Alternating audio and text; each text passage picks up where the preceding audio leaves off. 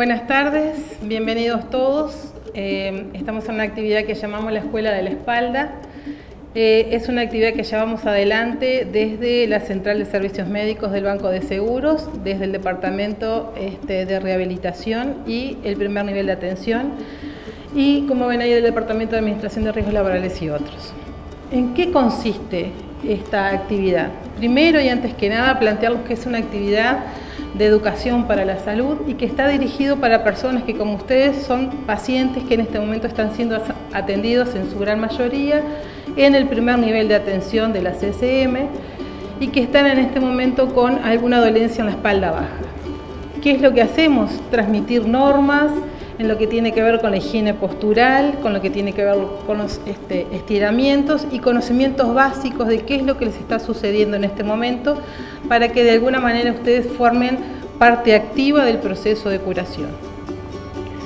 ¿Qué es lo que vamos a ver? Un esquema anatómico y funcional de la espalda que va a estar a cargo de la doctora Triana García. Después voy a seguir yo con la lumbalgia y cómo se trata. La doctora Stadler va a hablar sobre los ejercicios para el cuidado de la espalda en un episodio doloroso y en la vida cotidiana. Y finalmente, Andrés Moreno, técnico prevencionista del Departamento de Administración de Riesgos, va a hablar sobre lo que tiene que ver con las normas y el manejo manual de cargas, y con esto, una vez que ustedes se reintegren a su vida cotidiana, tratar de evitar un nuevo episodio similar al que tenemos ahora.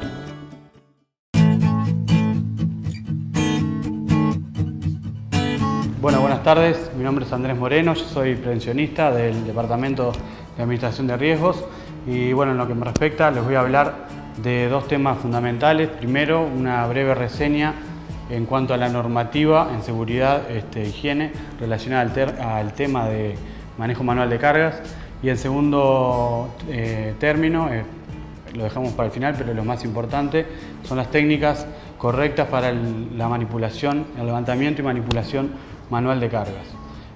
Aprovecho para decirles que se les va a entregar un folleto con las técnicas de levantamiento manual de carga y toda la información que ya hemos compartido con las doctoras. Bien, vamos a hacer una breve referencia a lo que es el marco normativo en el tema de manipulación manual de cargas. Tenemos que referirnos primero al decreto 406. Este decreto es para la industria, el comercio y el servicio. Este es un decreto que ya va a cumplir sus 30 años. Tenemos necesidad de actualizarlo, sobre todo en las cargas máximas a las que refiere, ¿sí? En las partes de riesgos ergonómicos dice que las cargas máximas que pueden mover manualmente en forma habitual y repetitiva un hombre es de 55 kilos y la mujer es 25 kilos, ¿sí? En este sentido ya hay normativa nueva. En el año 2007 surgió el decreto 423, el famoso decreto de la bolsa de Portland, ¿sí? Este es un decreto nuevo que actualizó la carga máxima que pueden manipular trabajadores, pero quedó limitado a 5 artículos, ¿sí? Como dice ahí, dispuso que la bolsa de Portland, de harina, de azúcar, de arroz y de productos que contienen hortalizas, ¿sí? No pueden superar los 25 kilos. Quiere decir que los trabajadores afectados por esta normativa no pueden manipular manualmente cargas de más de 25 kilos, a excepción, ¿sí?, de que el empleador disponga de medios de ayuda mecánica para su levantamiento y transporte, ¿sí? Este es un decreto nuevo, es muy importante porque comienza a hablar de los 25 kilos, que es la tendencia, ¿sí?, en normativa en cuanto a manejo manual de carga. Bien, si de repente aquí presente algún trabajador que corresponda al rubro de forestación, en el año 99 salió el decreto 372, ¿sí? Ya es un decreto también más nuevo que el 406, fíjense que refiere a menos carga, ¿sí? Habla para hombres en forma manual pero ocasional, ¿sí?, 50 kilos, en forma repetitiva o frecuente ya lo baja el peso a 35 kilos para hombres. Para mujeres o menores de edad, en la forestación es muy habitual ver menores de edad trabajando, limita el peso a 15 kilos en forma ocasional y a 10 kilos en forma frecuente. Bien, en el año 2009 salió el decreto 321, ¿sí?, para las empresas del rubro agropecuario.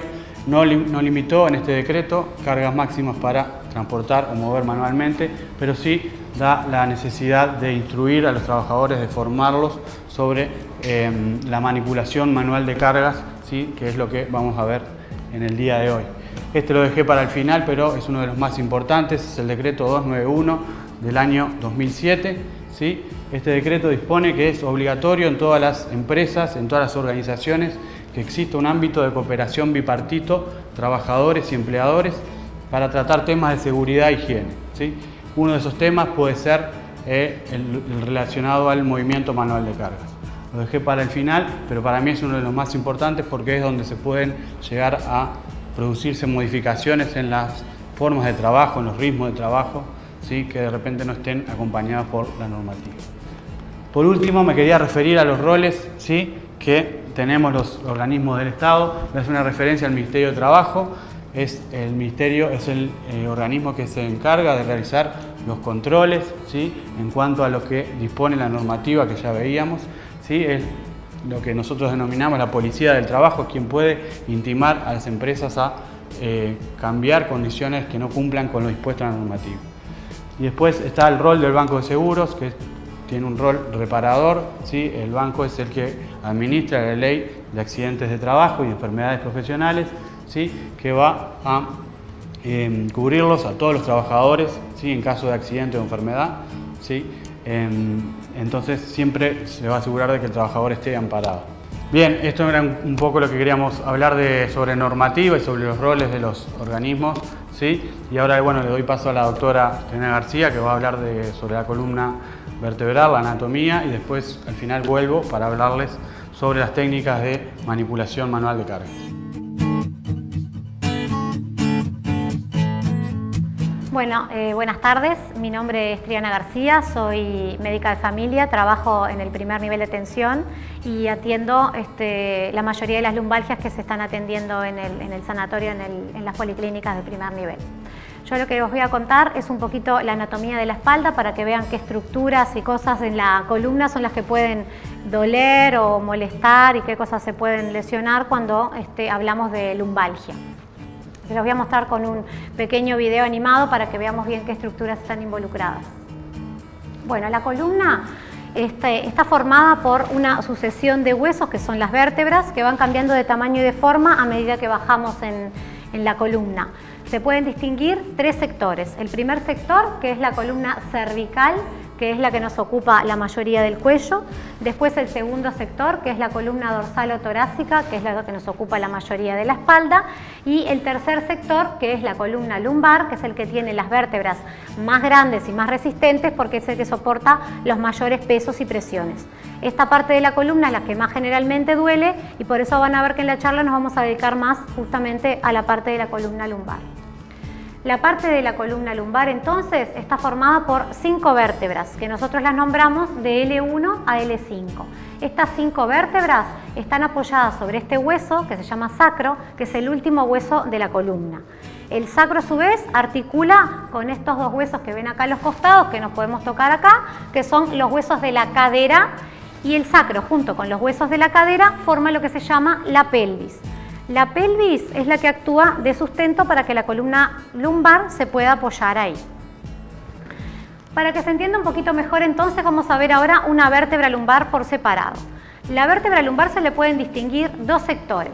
Este sector que ahora vamos a ver la de arriba, que es el sector anterior, o sea la parte de adelante, que es el cuerpo vertebral, que es la parte más gruesa y más resistente de la vértebra, y este otro sector, que es el sector posterior, donde están las espinas de las vértebras, que son las que nos tocamos cuando nos tocamos la espalda, que forma ese anillo que todas las vértebras a lo largo de la columna lo tienen, y entonces cuando se coloca una vértebra sobre la otra, esos anillos vamos formando como una especie de tubo de hueso, y por ese tubo de hueso viene bajando la médula espinal. Así como el cráneo protege el cerebro, la médula espinal está protegida por todos estos huesos de la columna. ¿Está? Entonces, entre vértebra y vértebra, que vamos a ver ahora, existe una estructura que se llama el disco intervertebral, que es esto que vemos acá. Ese disco actúa como si fuera un amortiguador que absorbe todos los pesos y presiones que se ejercen sobre la columna lumbar, sobre todo en las vértebras lumbares. ¿Está? Ahora vamos a ver qué partes tiene este disco.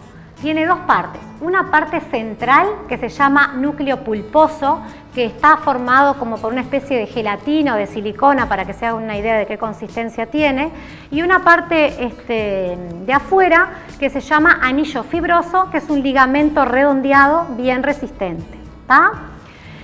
Estos discos están a lo largo de toda la columna. ¿Tá? Entre vértebra y vértebra es una sucesión de discos y vértebras, discos y vértebras. Este disco entonces, como les decía, permite absorber los pesos y las presiones que se ejercen en la columna lumbar y además permite que podamos realizar el movimiento de rotación de tronco, que es este movimiento que hacemos, ¿tá? Al permitir que una vértebra gire sobre la otra. Por detrás, ¿estás visto de atrás la columna? Las vértebras están un poquito más unidas por medio de estas articulaciones que se llaman articulaciones posteriores. Estas articulaciones posteriores permiten, como ven acá, que la columna pueda flexionarse, nos permiten hacer el movimiento de flexo-extensión del tronco. ¿Tá? Tanto el disco como estas articulaciones sufren lo que se llama procesos de envejecimiento o procesos degenerativos, que quiere decir lo mismo. ¿A qué nos estamos refiriendo con esto? A que con los años, con el pasaje de los años, así como nos salen canas y nos salen arrugas, eso es lo que podemos ver por fuera, por dentro también hay un proceso de envejecimiento. Y a nivel de la columna, ¿cómo se refleja? En los discos que van cambiando su tamaño, se van haciendo más finos, y en las articulaciones también esas posteriores que mostrábamos ahí que van sufriendo un desgaste. Esto determina que con el correr de los años, de repente algunos movimientos o pesos que levantábamos que antes no los sentíamos, en determinado momento los empezamos a sentir. Esto nos ocurre a todos por el proceso de envejecimiento del organismo y no es de causa laboral, ¿tá? Y en mayor o menor medida todos lo vamos a sufrir. ¿Se acuerdan que yo hoy les conté que venía bajando por este tubo de hueso la médula espinal desde el cerebro? La médula espinal va desprendiendo ramitas que también pasan entre las vértebras, que son nervios, ¿tá? Entonces, esos nervios salen a través también de todas las vértebras de la columna, y a nivel de las vértebras cervicales, esos nervios que salen van a inervar, o sea que van a dar fuerza y sensibilidad a los brazos. Los nervios que salen entre las vértebras dorsales van a dar fuerza y sensibilidad al tronco. Y los que salen entre las vértebras lumbares van a dar fuerza y sensibilidad a las piernas, ¿tá? Entonces, ven que salen las ramitas que les decía por acá, por este orificio que se forma entre las vértebras. Y estas estructuras están todas muy juntas, está el disco, los huesos, el nervio que sale por ahí, y entonces también, ahora lo vamos a ver, hay músculos y tendones, ¿tá? Entonces, alguna de esas estructuras, como los músculos o los tendones, a veces está inflamada, toca una de esas ramas nerviosas, y es por eso que muchas veces sienten que el dolor lumbar se les corre para una de las piernas, porque toca una de esas ramitas. A medida que la inflamación empieza a disminuir con el tratamiento, van a ver que justamente lo primero que se va es el dolor ese que se irradia a alguna de las piernas. ¿Tá? Esto que vimos ahora es la parte ósea, la parte de las vértebras, que es una de las partes importantes de la columna, pero que no es la más importante. También están toda la parte de músculos y de tendones, que son tan importantes como esto, y que, por ejemplo, cuando sacamos una placa no los vemos. Cuando sacamos una placa solamente vemos la parte de las vértebras. Y generalmente lo que duele es la parte de los músculos y de los tendones, que cuando sacamos una placa no las vamos a ver. Entonces ahora lo que vamos a ver son justamente los ligamentos. Los ligamentos se distribuyen en 3 capas, que las vamos a ver ahora, que van del sacro a las vértebras lumbares y a los huesos de la cadera que veíamos hoy. De repente un mal movimiento, hacemos una distensión de algunos de esos ligamentos y eso nos da dolor. Y vamos a hacer una placa y va a estar normal, porque los huesos van a estar normal. ¿Ah? Otra de las partes bien importantes es toda la parte de la musculatura. La musculatura también de la espalda está dividida en 3 capas, que esta es la parte más superficial, o sea, la que está más contra la piel, que se forma como un manto de músculo y se hace un tendón grueso que se inserta todo ahí en la parte lumbar y del sacro. La segunda capa que vamos a ver ahora También tenemos los músculos que van de arriba hacia abajo, ven que otra vez hay ese tendón grande que se fusiona todo en la parte lumbar y del sacro, otra capa que va también de atrás hacia adelante y después la última capa que es la que va bien sobre las espinitas que veíamos hoy y termina todo insertándose también en la parte lumbar. ¿Tá? Toda esta musculatura, vieron que de repente, aunque hagamos movimientos con otras partes de la espalda, que no es precisamente la columna lumbar, está todo directamente vinculado y relacionado con lo que es la parte lumbar, o sea que todo siempre va a terminar sufriendo la parte de la columna lumbar. Y aparte toda esa musculatura que veíamos ahí está en relación con todo lo que es la musculatura de la pared abdominal, y por eso nosotros van a ver que vamos a insistir a lo largo de la charla que es muy importante mantenerla fortalecida y que no estén los músculos infiltrados en grasa, porque justamente toda esa musculatura es lo que actúa como faja natural y nos da la protección natural para la columna lumbar. Bueno, sigue ahora mi compañera. Gracias.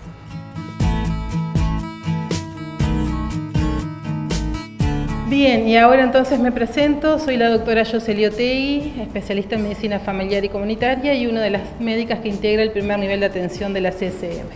Y bueno, ahora que ya tenemos una idea anatómica más o menos de cómo funciona también la espalda, vamos a intentar entender qué es lo que nos está pasando. ¿Qué es la lumbalgia? La lumbalgia es un término que define un dolor y lo ubica.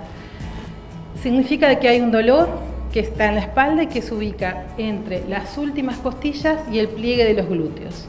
Eso es una lumbalgia, no estamos hablando ni de intensidad ni de gravedad, simplemente lo ubicamos. ¿Por qué es importante? Porque es frecuente, porque le pasa a casi toda la gente en su vida laboral activa, porque provoca limitaciones tanto en la vida cotidiana y, por ejemplo, ya que el trabajo forma parte de la vida de actividad cotidiana, también ausentismo laboral. La gran mayoría de los casos son lumbalgias comunes. ¿Qué quiere decir esto? Que el dolor no se debe a una patología médica grave, no tiene por qué estar asociado a una caída, a un golpe, sino que se provoca por los mecanismos que anteriormente ya la doctora García les había explicado, o sea, está relacionado con la inflamación, con la contractura muscular, con la distensión. ¿Eso qué nos lleva? A que la evaluación inicial de los pacientes se hace básicamente basado en dos pilares. Hacer un interrogatorio, una anamnesis, que es preguntarle, seguramente el médico que ya los evaluó les preguntó qué es lo que hacían, cuál es su trabajo habitualmente, qué es lo que les pasó en el momento que apareció el dolor, y se hace un examen físico con algunas maniobras que con eso nos permite descartar signos de alarma. Si ustedes están hoy acá es porque todos comparten la característica de tener una lumbalgia común, sin elementos de alarma. Para la lumbalgia común no hay indicación de hacer exámenes, ni de laboratorio, o sea, hacer exámenes de sangre, de orina, ni tampoco de imagen, o sea, las placas, las radiografías, las tomografías, no hay necesidad de hacerlo en una primera instancia. Porque justamente sabemos que estos elementos no están relacionados con la causa principal del dolor, sino los mecanismos que estuvimos viendo recién. Salvo en aquellas personas que no tienen una evolución que es la que esperamos que vayan a tener, en ese caso se deriva a policlínicas especializadas o eventualmente empezamos a hacer algún estudio ya desde los primeros días. ¿Qué buscamos con el tratamiento? Decíamos que lo que centra este cuadro es el dolor. Por tanto, lo que queremos hacer es, en la medida de lo que se pueda, hacerlo desaparecer o por lo menos disminuirlo de tal manera que les permita convivir en su vida cotidiana. ¿Cuál es el objetivo? Pues que se reintegren a su vida de todos los días y dentro de lo que es la vida de todos los días, a su trabajo. Y esto no es que nos queramos sacar de encima a los trabajadores que están con dolor de espalda, sino que está directamente ligado a los objetivos del tratamiento de la lumbalgia, que son prevenir nuevos episodios y evitar que un dolor que por definición es agudo se transforme en crónico. Con respecto al uso de la palabra crónico y agudo, vamos a hacer una disquisición porque muchas veces se usa un poquito distinto cuando ustedes nos dicen, doctora, tengo un dolor muy agudo y lo que me quieren decir es, me duele mucho. En medicina, cuando hablamos de agudo, nos referimos a un breve periodo de tiempo, a un corto periodo de evolución. Entonces, por definición, una lumbalgia simple como las que estamos viendo ahora, se resuelven en pocos días. Entre el 80 y el 85% de los casos, las lumbalgias se van a resolver en un lapso de 10 días, 15 días como mucho. Entonces, sabemos que todo lo que hagamos para que este episodio de ustedes se resuelva en ese lapso, va a ir en favor de que ni se cronifique ni vaya a volver a suceder, cosa que a veces vuelve a pasar en algún otro momento. ¿Cómo se trata? En medicina tenemos como dos grandes líneas de tratamiento: lo que está relacionado al uso de fármacos y a lo que es no farmacológico. Entonces, en primera instancia vamos a hablar de lo que es lo no farmacológico, lo que no está relacionado con el uso de medicamentos.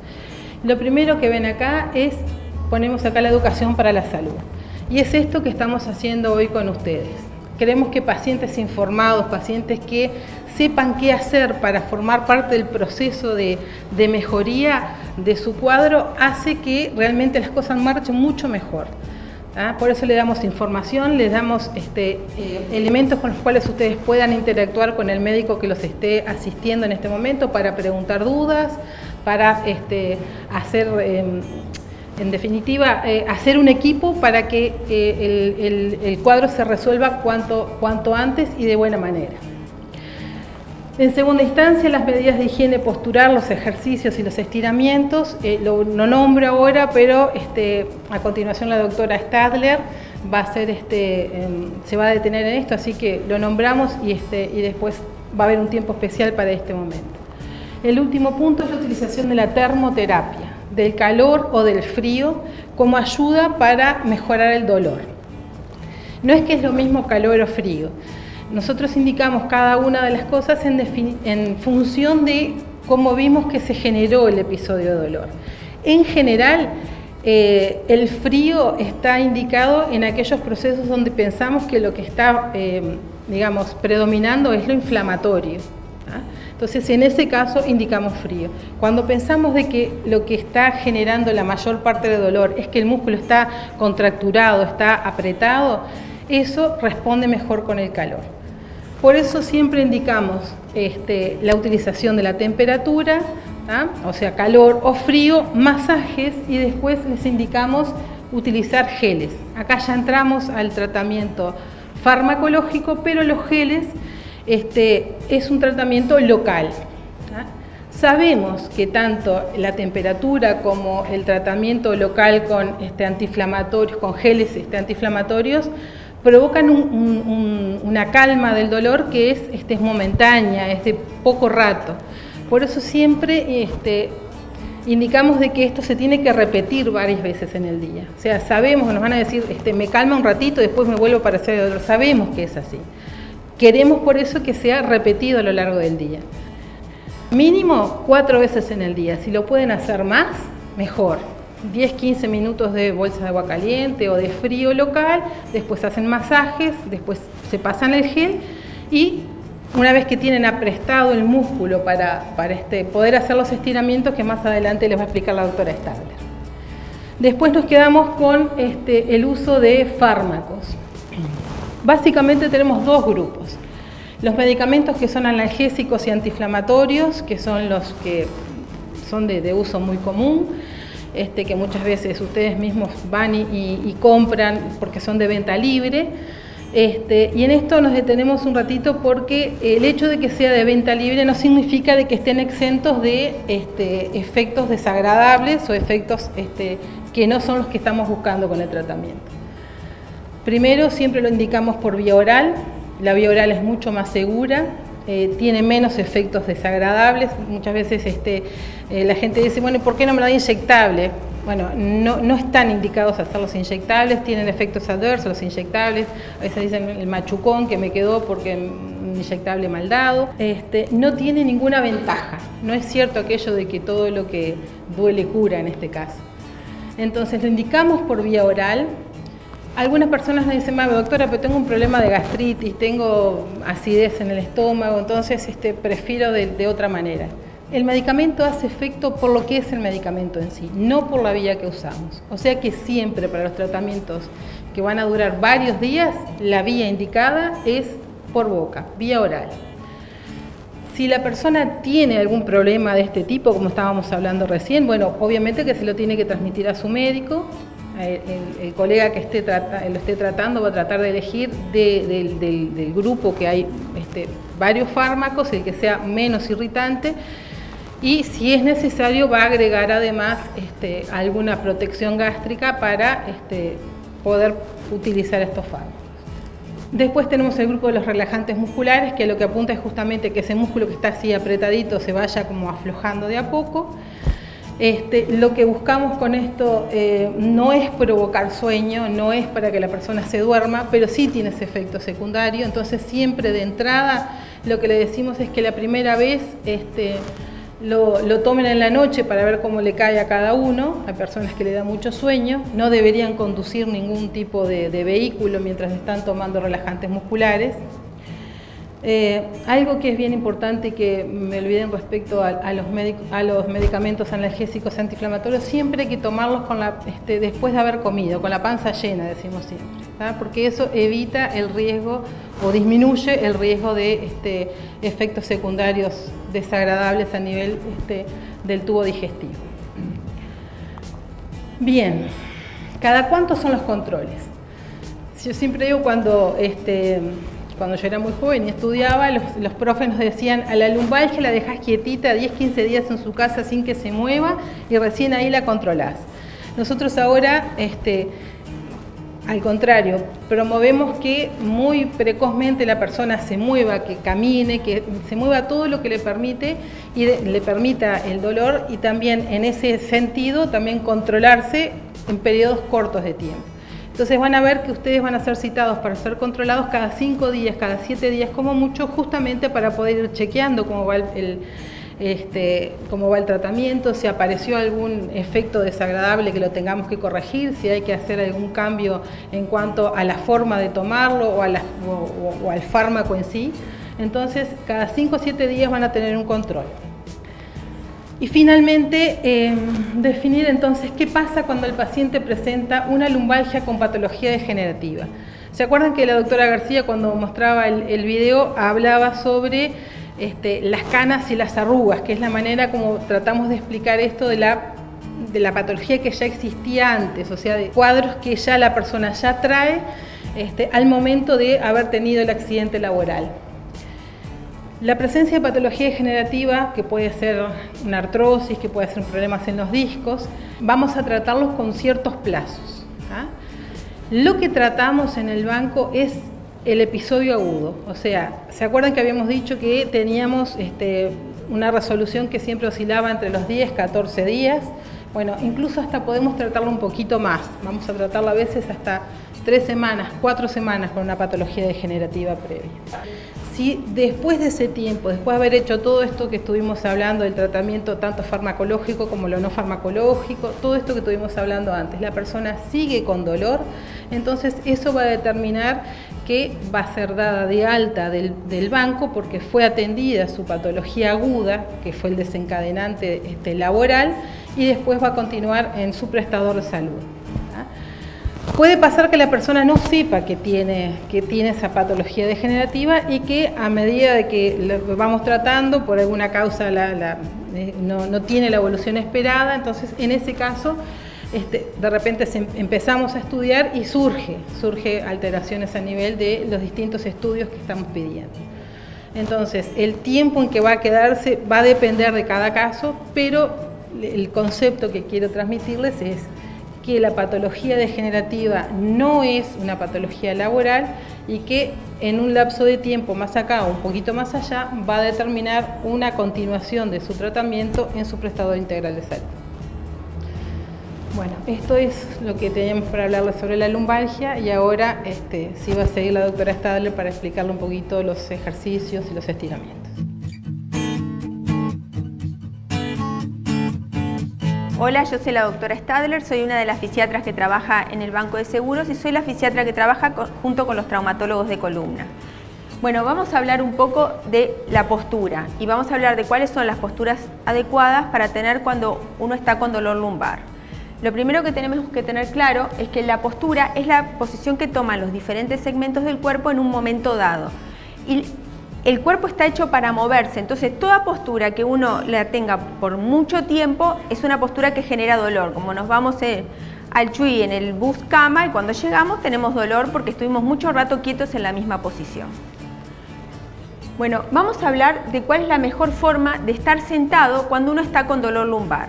Lo primero que hay que seleccionar es una buena silla o un buen asiento. Siempre tratamos de seleccionar una silla que tenga un asiento ancho, un respaldo alto, con apoyabrazos, porque los apoyabrazos descargan mucho el peso de la columna lumbar. Después, otra cosa importante es que los pies estén apoyados en el piso o sobre un realce. Lo importante es que la cadera esté flexionada un poquito más de 90 grados. ¿Eso qué quiere decir? Que las rodillas tienen que estar un poquito por arriba del nivel de la cadera. De esa manera la columna lumbar está totalmente apoyada en el asiento.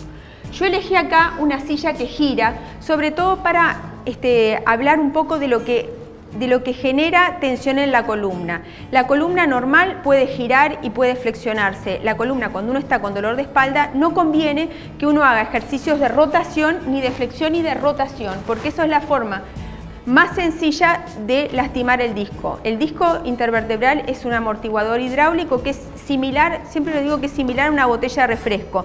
Y si uno la quiere romper, lo que hace es girarla y doblarla. Entonces esas son las cosas que no hay que hacer cuando uno está con dolor de espalda. Bueno, después la otra cosa importante es que la altura sea regulable a la mesa de trabajo, de manera que la mesa de trabajo quede a la altura del antebrazo y uno no se tenga que tirar ni para adelante ni para atrás.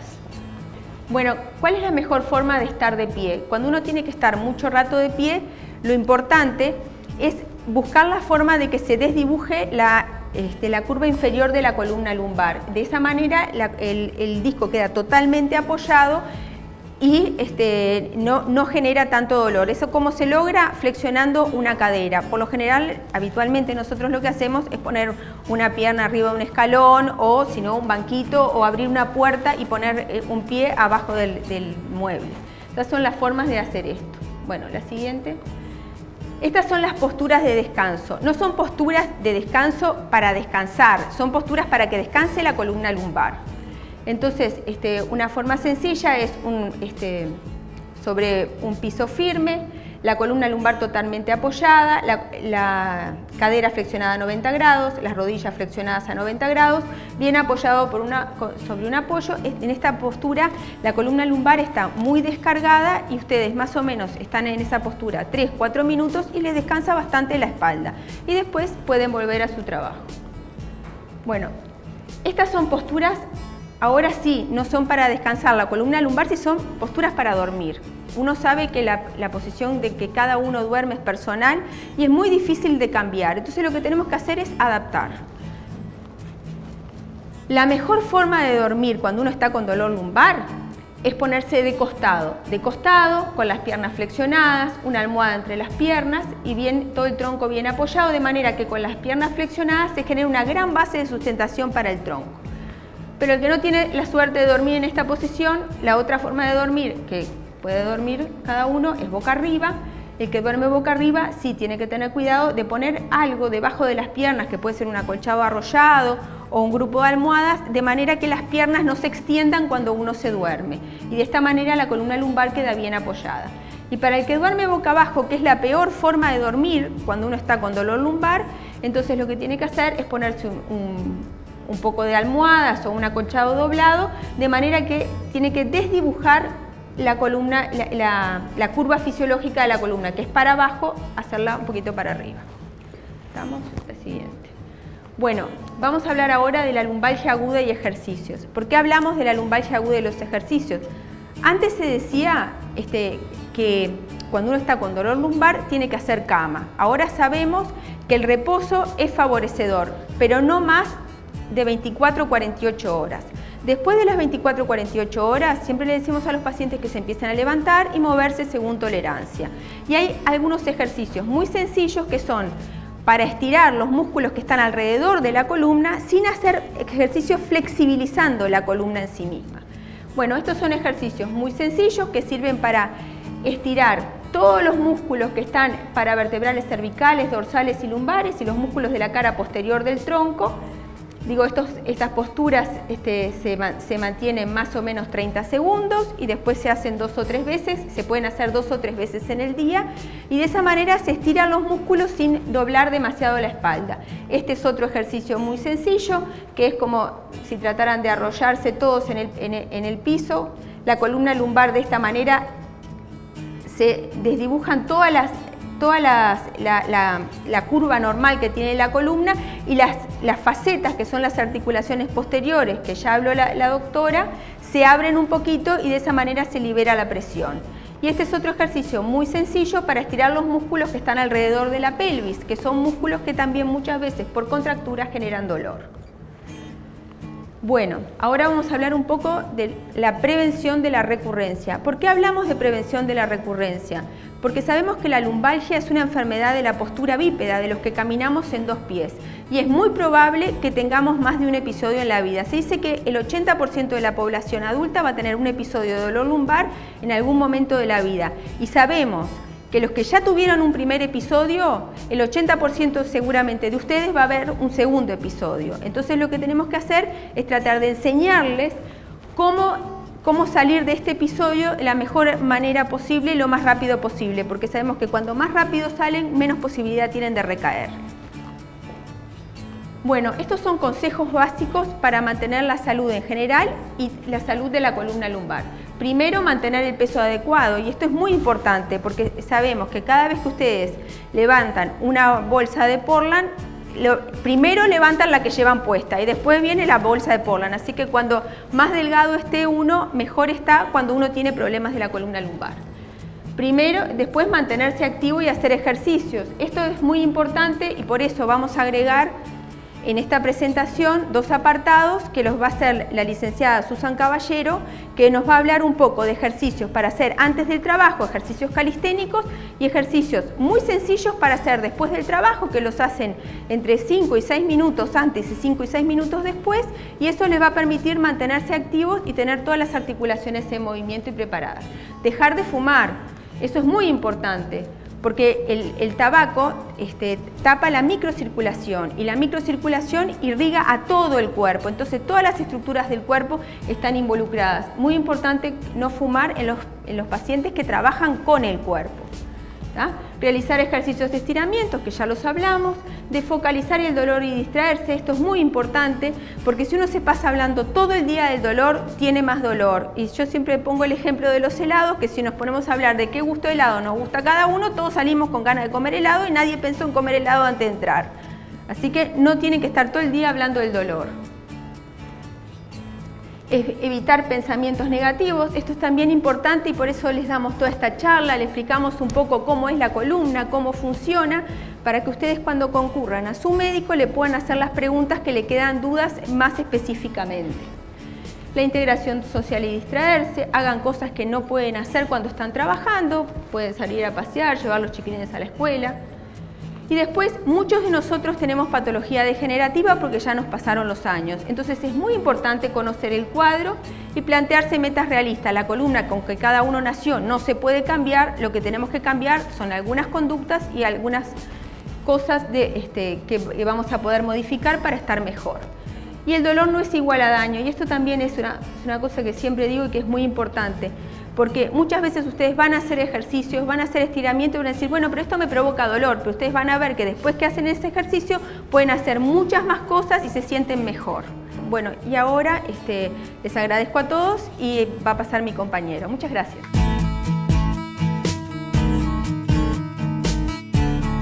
Bueno, ahora vamos a hablar sobre las técnicas de manipulación manual de cargas, ¿sí? Cómo realizar el levantamiento y el movimiento manual de cargas para evitar tener una nueva lesión.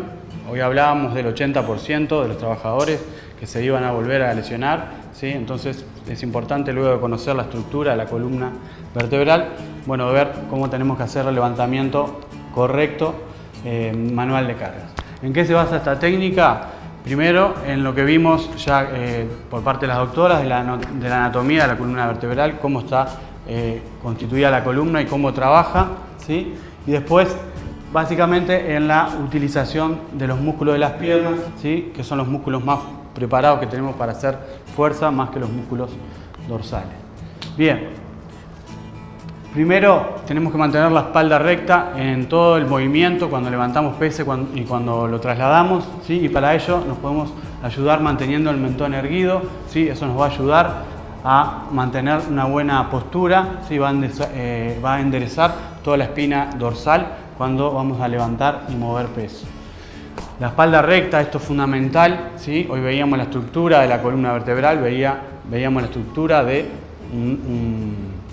un módulo, ¿sí? De 2 vértebras con un disco intervertebral trabajando, ¿sí? Como amortiguador. En este caso de acá tenemos un ejemplo, ¿sí? Un trabajador levantando los 25 kilos de los que hoy estuvimos hablando. El trabajador de la izquierda en el dibujo lo está haciendo de la manera correcta, va a mantener la espalda recta, ¿sí? El mentón erguido, los brazos pegados al cuerpo, ¿sí? Y va a hacer la fuerza con las piernas, como decíamos anteriormente, con los músculos mejor preparados para hacer fuerza, ¿sí? Con una buena separación de los pies. Bueno, ese trabajador, haciéndolo de la manera correcta, ya le está pasando 75 kilos a la zona lumbar, ¿sí? A la zona que va a trabajar más, que va a sufrir toda la carga y toda la presión en ese movimiento.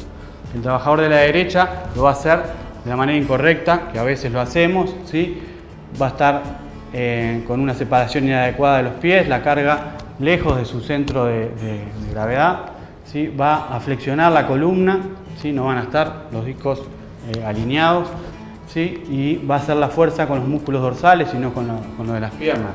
Bueno, ese trabajador levantando el mismo peso le va a trasladar 5 veces más de peso a la zona lumbar. En ese ejemplo significaría 375 kilos, ¿sí? En la zona lumbar. Por lo tanto, esta es la razón por qué lo tenemos que hacer de la manera correcta, no flexionando la espalda y haciendo la fuerza con las piernas.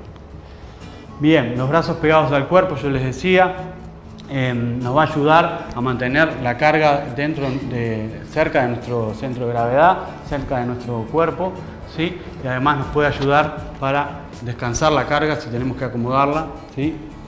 Mientras más cerca estén los brazos y la carga de nuestro cuerpo, menor va a ser el esfuerzo. Bien, un agarre correcto de la carga nos va a facilitar, ¿sí? Tener menor esfuerzo y que las cargas se nos puedan mover, que tengamos que hacer un movimiento brusco, ¿sí? Cuando estamos levantando o trasladando la carga. Fundamental que tengamos una buena base de sustentación para cuando vamos a levantar el peso, ¿sí? Tener una posición correcta de los pies, como dice en la diapositiva, una separación de 30 a 40 centímetros, ¿sí? A los lados de la carga, de lo que vamos a levantar, en esta posición o en posición diagonal, ¿sí? Bueno, y nunca mantener los pies juntos cuando vamos a levantar peso. Bien.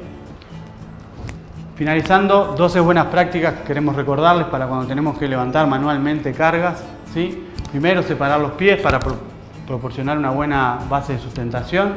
Doblar las piernas, mantener la espalda recta, ¿sí? en todo el movimiento, no flexionando demasiado las rodillas.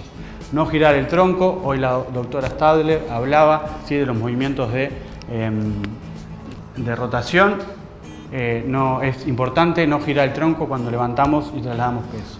No adoptar posturas forzadas, ¿sí? Sujetar firmemente la carga teniendo un buen agarre y mantenerla lo más cerca posible de nuestro cuerpo, ¿sí? El mejor tipo de agarre es el agarre de gancho, como veíamos en la diapositiva anterior. Siempre que sea posible, ese será el agarre que vamos a preferir. Cuando es necesario cambiar de agarre, bueno, hacerlo suavemente y si podemos apoyar la carga, ¿sí? En los muslos o en algún lugar para evitar movimientos en falso. La columna recta, como ya habíamos dicho, ¿sí? Levantarse suavemente en uno o en 2 movimientos, ¿sí? Siempre manteniendo la espalda recta y con una fuerza utilizando la fuerza de las piernas, ¿sí? Bueno, evitar los movimientos de giro, siempre es preferible mover los pies y acompañarlos en la dirección del movimiento, evitar, como dice en la diapositiva, movimientos de rotación, ¿sí? De la carga, ¿sí? Si el levantamiento es desde el suelo a una altura importante, por ejemplo, a la altura de los hombros, bueno, es importante a medio camino poder hacer un parate y volver a agarrar la carga. Depositar la carga y después ajustarla si es necesario y realizar levantamientos espaciados, ¿sí? A modo de resumen, para graficar cómo tenemos que hacer el movimiento, es pararnos frente a la carga, una buena separación de los pies, puede ser a los lados, ¿sí? O en forma diagonal, bajar con la espalda recta, utilizar la fuerza de las piernas, hacer el movimiento en una o en dos veces, pero siempre manteniendo la espalda recta y utilizando la fuerza de las piernas, ¿sí? Bien, bueno, esos serían los 12 pasos a recordar, ¿sí? Fundamental también equilibrar la carga para evitar movimientos también de flexión hacia los costados. Y bueno, eso sería básicamente, en forma resumida, las técnicas adecuadas para movilizar y levantar carga. A modo de resumen, ¿sí? Bueno, lo que estuvimos viendo en todos los módulos del curso, bueno, siempre que podamos hacer pausas para recuperar, ¿sí? Los músculos, calentar, ¿sí? Y estirar antes de hacer y después de hacer el esfuerzo físico, ¿sí? Bueno, estuvimos hablando de evitar el sobrepeso, de una alimentación adecuada, mantenerse erguido, mantener la espalda recta, el mentón erguido, ¿sí? A lo largo de todo el movimiento, cuando levantamos la carga, cuando la trasladamos y cuando la depositamos en el piso. Y bueno, siempre es mejor empujar que tirar de la carga. Bueno, esto es todo, espero que les haya servido, que les sea de utilidad y ahora tenemos un espacio de preguntas o consultas que vamos a intentar contestarle con todo el equipo y le agradecemos su atención. Bueno, si tienen alguna duda con respecto a la exposición, los escuchamos, este es el momento de las preguntas. Sí. ¿La faja es recomendable? Bueno. Mira, nosotros siempre decimos que con respecto a prevenir la lumbalgia, la faja no es un buen elemento de prevención. Eso se ha estudiado no solamente acá, sino a nivel internacional, lo que se ha demostrado es que en realidad lo que realmente es efectivo como prevención de una lumbalgia simple, como lo que estuvimos viendo ahora, es fortalecer la musculatura del abdomen y dorsal, como estuvimos viendo en toda la charla. Pero la faja no es un elemento que sea efectivo. A mí me pasa, no sé si es muy aplicable lo que acaban de dar, porque en realidad yo trabajo movilizando pero pacientes, que es distinto, pues una carga que se mueve, a veces estoy sola, son pesos mayores a los que hablaron. ¿Es aplicable esto? Para ese caso hay técnicas específicas para el manejo manual de pacientes. Básicamente la estructura es la misma, es mantener la espalda recta, hacer la fuerza con las piernas, como lo vimos. Pero también en ese caso el Banco de Seguros tiene un curso específico que se da gratis en las empresas, va un licenciado en enfermería, con un técnico prevencionista y se habla en el sitio de esta técnica y se practican ejercicios para ayudar a comprender. Muy bien, muchas gracias. ¿Sí? Esos ejercicios que enseñaron, ¿no me pueden perjudicar más? Bueno, todos ustedes fueron derivados por médicos, ya los vio el médico, fueron catalogados como una lumbalgia simple. Estos son ejercicios de estiramiento muscular sin flexibilizar la espalda, así que yo pienso que no. Perdón, sí. ¿Cuántas veces al día puedo hacer esos ejercicios? Los pueden hacer en realidad todas las veces que quieran, por lo menos 4, 5, 6 veces por día, y lo recomendable es estar 1 minuto más o menos en cada posición de los ejercicios que se mostraron ahí. Se toma como parte del tratamiento, o sea que sí o sí les pedimos que los hagan porque justamente van a sentir alivio haciéndolos. Bueno, si no hay más preguntas.